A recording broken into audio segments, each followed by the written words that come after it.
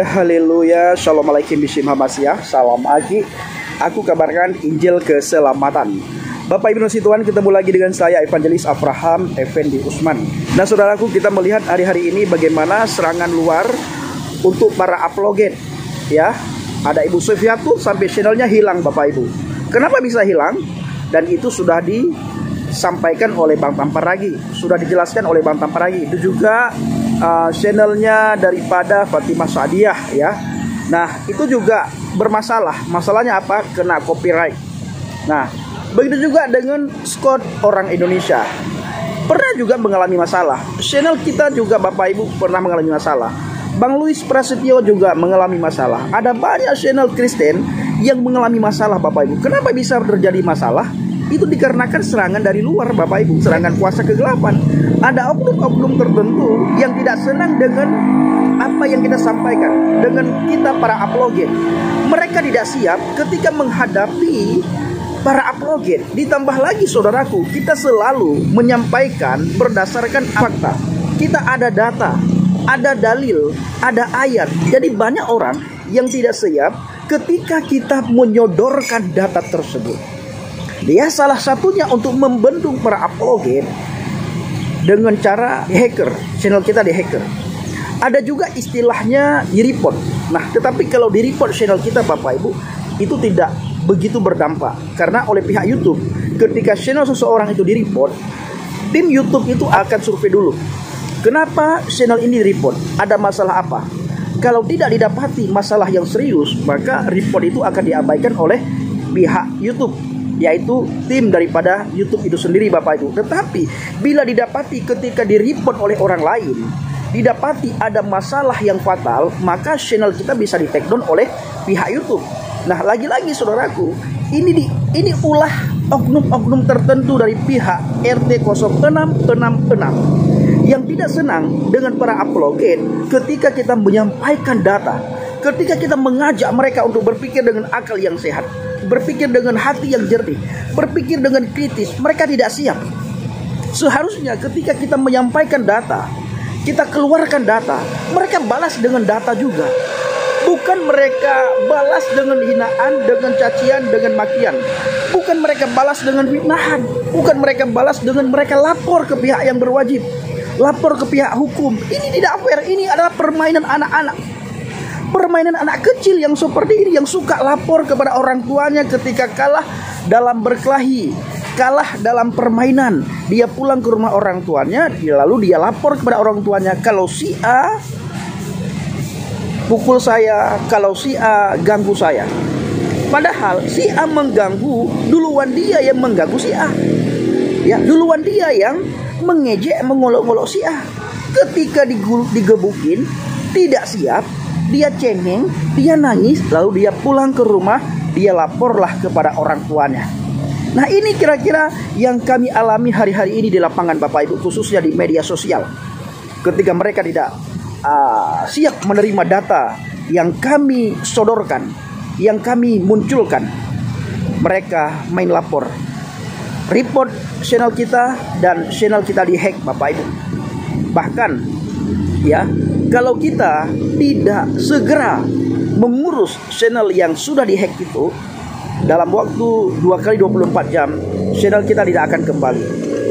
Maka kepada teman-teman yang berapologet, hati-hati ya, hati-hati selalu dan berjaga-jagalah kata firman Tuhan.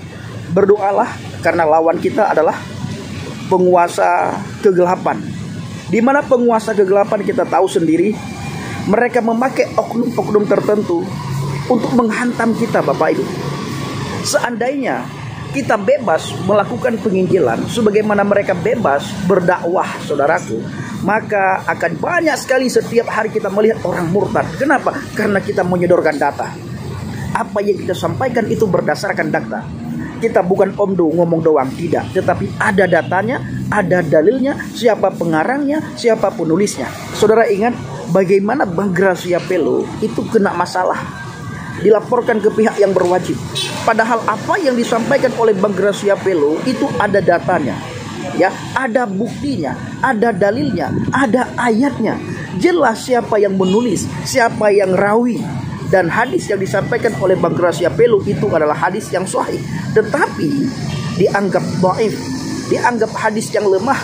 Bahkan kesannya apa yang disampaikan oleh Bang Gracia Pelo mereka anggap itu adalah karangan daripada Bang Gracia Pelo sendiri, Bapak Ibu. Padahal itu jelas sekali tertulis. Nah, akhirnya saudaraku, apa yang terjadi pada Bang Gracia Pelo? Tidak siap mereka terima data yang disampaikan oleh Bang Gracia Pelo, maka Bang Gracia Pelo dilaporkan kepada pihak yang berwajib. Oleh orang yang melaporkan mendesak pihak yang berwajib, sehingga Bang Gracia Pelo haruslah kena hukuman. Akhirnya masuk, saudaraku. Nah, kita tidak tahu ke depan siapa, maka kita perlu berjaga-jaga, kita perlu berdoa. Jangan kita menganggap remeh, Bapak Ibu. Mereka tidak akan senang dengan kita para apologet. Mereka akan cari celah untuk menghantam kita dengan hukum penistaan agama. Mereka akan cari celah untuk membawa kita ke ranah hukum. Lalu kalau celah itu sudah didapati, maka mereka secara berjamaah, berbondong-bondong, mereka mendesak pihak yang berwajib supaya kita itu harus ditangkap. Mereka desak, Bapak Ibu. Sama dengan ketika kita melihat di dalam Alkitab, kenapa Yesus Kristus ditangkap? Itu karena desakan orang banyak. Desakan orang banyak meminta, mendesak aparat pada waktu itu supaya Yesus harus ditangkap. Bukan itu saja, dipakai mahkota duri, diludahi, dipukul, digebukin, saudaraku. Makanya saudaraku yang dikasihi Tuhan, Yesus berkata, mengajarkan kita semuanya, kamu kuutus seperti domba ke tengah-tengah serigala.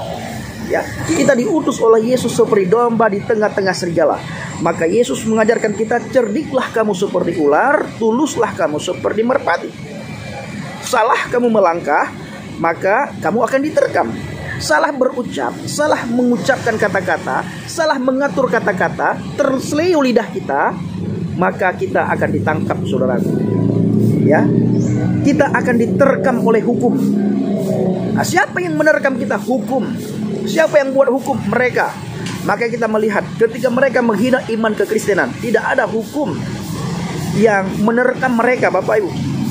Sekalipun kita lapor, seolah-olah itu diabaikan dengan berbagai alasan yang tidak masuk akal. Sehingga orang-orang yang bermasalah, yang menghina iman kekristenan, mencaci maki, mengolok-ngolok, mereka tidak ditangkap. Kita melihat bagaimana Agustan dengan begitu jelas dia kentutin Alkitab. Dengan begitu jelas dia menghina iman kekristenan, menghina Alkitab. Bapak Ibu, tidak akan terjadi penangkapan terhadap orang-orang yang menghina iman kekristenan. Ya, tidak akan terjadi. Kita belum pernah melihat, oh ada beberapa waktu yang lalu Yahya Woloni paling ditangkap berapa lama sih? Ya, berapa lama ditangkap Yahya Woloni? Dan bagaimana diperlakukannya Yahya Woloni di dalam tahanan? Berbeda sekali diperlakukan Yahya Woloni dengan diperlakukannya Bapak Muhammad Kece. Berbeda sekali. Padahal apa yang disampaikan oleh Bapak Muhammad Kece itu ada dalilnya, itu ada ayatnya, itu ada datanya, Bapak Ibu. Bukan omdo, bukan sekedar ngomong, bukan. Tetapi ditampilkan ayat demi ayat, data demi data, dalil demi dalil terhadap apapun yang disampaikan oleh Bapak Muhammad Kece. Tetapi dianggap itu adalah penistaan. Lalu orang banyak mendesak pihak yang berwajib sehingga Bapak Muhammad Kece ditangkap. Bang Gracia Pelo juga begitu. Anak Batak juga begitu, saudaraku. Nah, hari ini kita melihat bagaimana channel daripada Ibu Sofiatul hilang di media sosial. Scott Indonesia sampai ganti nama, saudaraku. Bang Louis Prasetyo pernah juga alami. Romo Daniel pernah alami. Dan juga yang lain-lain juga sering mengalami, saudaraku. Saya mengajak kita semuanya, para apologet, jangan takut, jangan gentar, berjagalah, berdoalah selalu, dekat selalu dengan Tuhan, jaga tutur kata kita, jangan sampai terpelincir. Sebelum live, sebelum upload video, periksa dulu video saudara, mana kira-kira yang bisa mereka bawa ke ranah hukum. Nah, bila ada, saudara potong, lalu baru saudara upload. Benar-benar harus hati-hati. Beda kita dengan mereka. Kalau mereka, saudaraku, tidak ada yang proses. Sekalipun itu jelas-jelas penghinaan mereka terhadap iman kekristenan, tetap tidak akan diproses, Bapak Ibu. Berbeda dengan kita, ya, berbeda dengan kita. Ingat, Yesus mengajarkan kita, Dia mendidik kita. Kasihilah musuhmu, doakan mereka yang menganiaya kamu, doakan mereka yang mencaci maki kamu, doakan mereka yang mengolok-olok kamu, berkati mereka malah. Itu adalah ajaran Yesus yang tidak diajarkan oleh agama manapun, Bapak Ibu. Hanya Yesus yang mengajarkan seperti itu. Kenapa?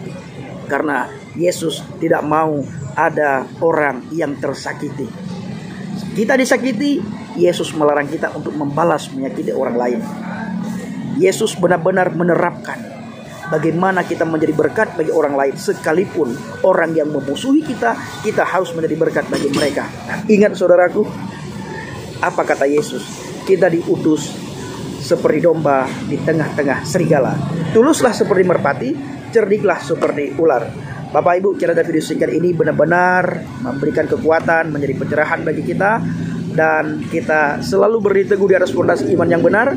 Ingat, apapun yang terjadi, di luar Dia tidak ada jaminan kepastian keselamatan. Agama boleh banyak, nabi boleh banyak, rasul boleh banyak, pemuka agama boleh banyak, tetapi keselamatan hanya kita dapatkan di dalam pribadi Adonai Yeshua HaMashiach. Assalamualaikum Bishim HaMashiach, salam Aki. Aku kabarkan Injil keselamatan. Bapak Yahweh Bishim Adonai Yeshua HaMashiach, Waruah Kodes memberkati kita semua. Haleluya, amin. Salam Murtadin. Saya mengucapkan terima kasih kepada Bapak Ibu yang selalu mendukung penginjilan Habaget, baik melalui doa, dana, motivasi maupun support saudara. Terus dukung dalam doa dan bawa Habaget dalam doa syafaat saudara, agar orang-orang di luar sana yang mencari kebenaran, yang haus dan lapar akan kebenaran firman Tuhan, melalui pelayanan kita, mereka bisa menemukan kebenaran, jalan Shiratal Mustaqim, jalan menuju ke sir. Yeshua HaMashiach katakan dalam Injil Yohanes 14 ayat yang ke-6, Akulah jalan, kebenaran dan hidup. Tidak ada seorang pun yang datang kepada Bapa kalau tidak melalui Aku. Terima kasih.